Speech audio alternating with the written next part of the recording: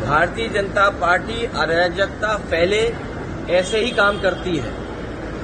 और यहाँ पर तो ये भरोसा दिलाया था कि न जाने कितनी कंपनियां यहाँ पर रहेंगी जो चुनाव के बाद भी सुरक्षा व्यवस्था को संभालेंगी। किसी के करीबी की जान जाना या पॉलिटिकल वर्कर के साथ व्यवहार होना और टीएमसी की पार्टी कार्यालय को जलाना, उनके कार्यकर्ताओं के साथ ये व्यवहार करना, ये जिम्मेदारी किसकी है? ये सिक्योरिटी देने की जिम्मेदारी किसने ली थी?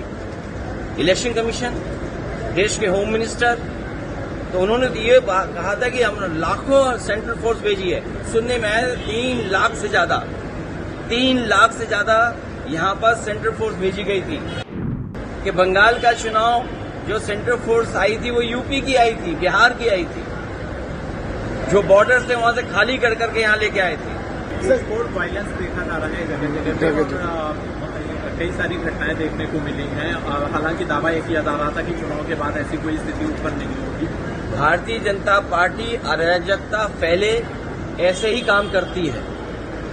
और यहाँ पर तो ये भरोसा दिलाया था कि न जाने कितनी कंपनियां यहाँ पर रहेंगी जो चुनाव के बाद भी सुरक्षा व्यवस्था को संभालेंगी।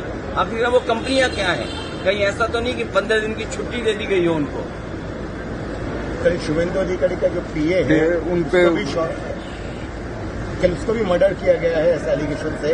अब सेंट्रल फोर्स और ये विजिलेंस कहाँ है, ये सवाल भी आ रहा है। किसी के करीबी की जान जाना या पॉलिटिकल वर्कर के साथ व्यवहार होना और टीएमसी की पार्टी कार्यालय को जलाना, उनके कार्यकर्ताओं के साथ ये व्यवहार करना, ये जिम्मेदारी किसकी है?